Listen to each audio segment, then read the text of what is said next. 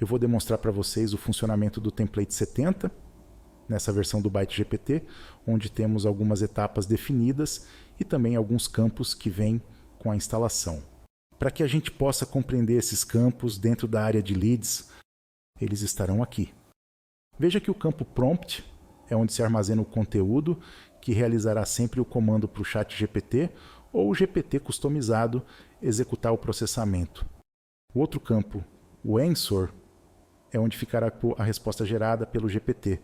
Então toda resposta que for processada pelo GPT ficará exposta aqui. Geralmente é esta resposta que é enviada ao usuário. O próximo campo é o de mensagem recebida, como uma pergunta. A mensagem foi recebida, é um campo de controle que a própria API liga quando é gerada uma resposta pelo GPT. Dentro dos fluxos, elas são desligadas logo após quando é exposto a mensagem ao usuário. Portanto, este campo é de controle da API. Ele fica em loop, aguardando chegar a resposta do GPT. Os próximos dois campos são opcionais e podem ser utilizados em outras ocasiões, diferente deste template 70. Um é o GPT on-off, que serve para ligar e desligar o GPT, conforme condições no fluxo. O outro é um campo que serve para ligar e desligar o loop, em situações que podem exigir maior processamento. Portanto, para este template, estes dois campos não são utilizados. Você poderá ocultá-los, se preferir. No campo GPT-log, você poderá ver o retorno a cada requisição feita ao GPT. De forma positiva, é esperado encontrar como retorno um OK. Mas caso tenha qualquer intercorrência, você poderá ler e saber o que pode estar ocorrendo por meio do log. Por exemplo, se a OpenAI estiver fora do ar, se o saldo acabou ou por qualquer outra dificuldade técnica que possa ocorrer. Então, caso ocorra algum problema, fique de olho nesse campo e nos informe no suporte se precisar, ok? O último campo é o de mensagem recebida. Nele guardamos a mensagem que o usuário digita e envia. Assim, muitas vezes podemos usar este campo para usar a mensagem do cliente em um prompt específico lá no campo de prompt, como é o caso deste template 70, que utilizamos um detector de intenções que vamos ver já já lá no SalesBot. Aqui eu vou iniciar manualmente o template 70 para a gente ligar o GPT nesta conversa. Veja que o lead já tinha enviado 2 mensagens, mas a partir de agora, tudo o que ele digitar no canal de comunicação, o GPT irá processar uma resposta. Veja, ali no campo prompt já executou o prompt de intenção. Agora a gente vai esperar a resposta ser de fato gerada. Então, veja, está lá a resposta.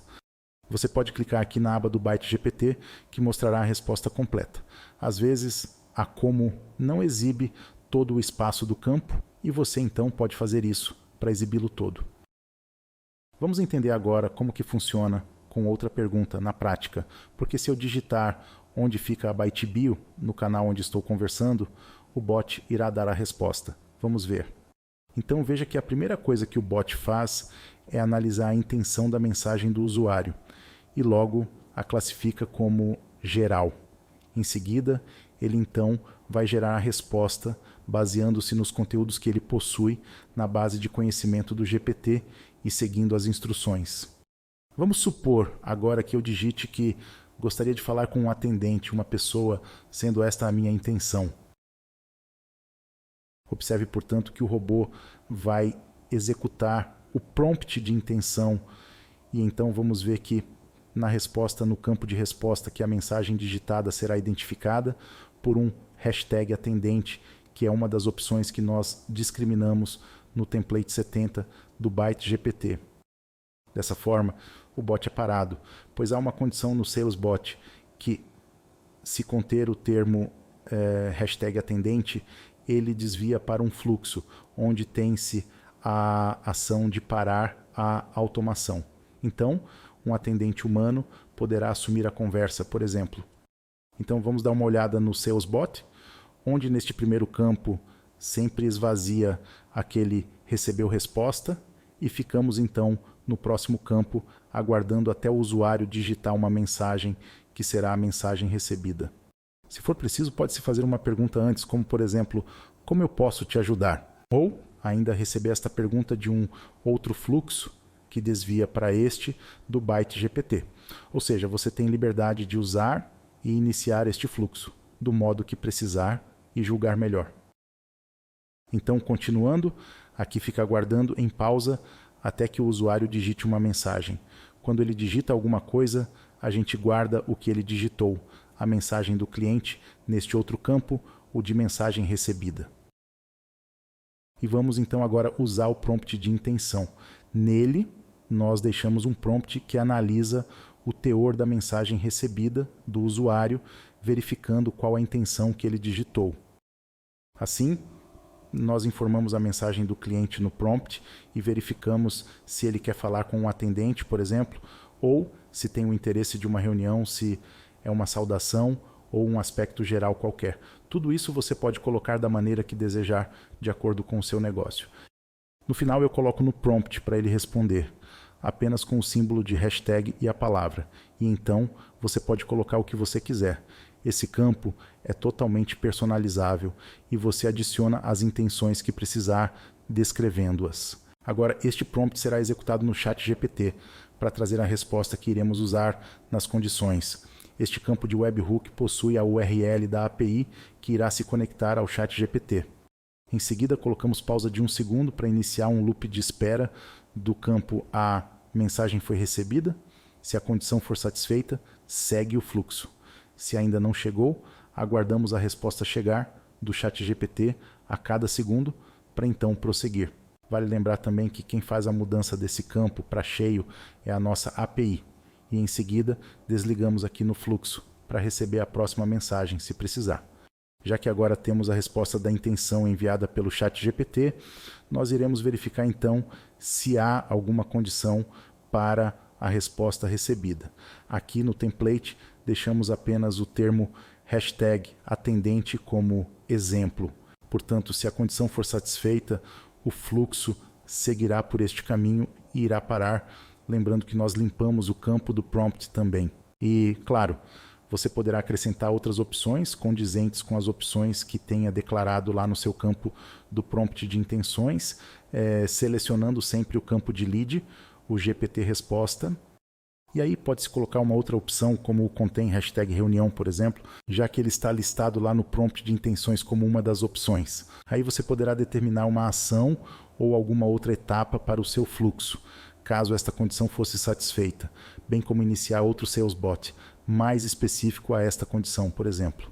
Caso queira isso, recomendamos usar a etapa de parar robô e então selecione o fluxo desejado.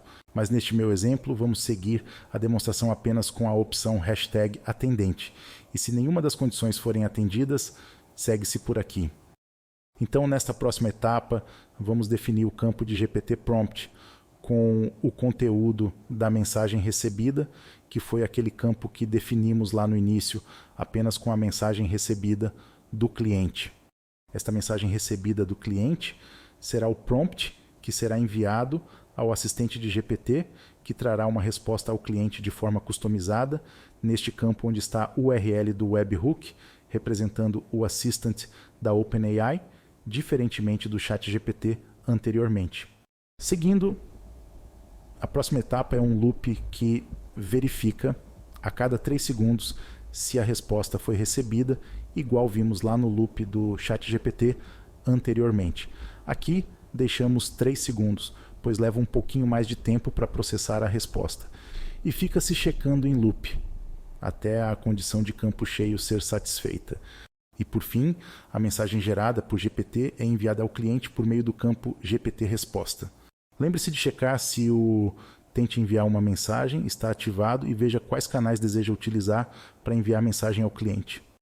Com isso, o fluxo volta a uma etapa lá do início de pausa, aguardando que uma nova mensagem enviada do cliente seja recebida, fazendo um novo loop completo por todo o fluxo, verificando novamente a intenção da nova mensagem digitada, dando uma nova resposta e voltando novamente ao início, até que uma nova condição de intenção seja satisfeita para mudar o fluxo ou pará-lo.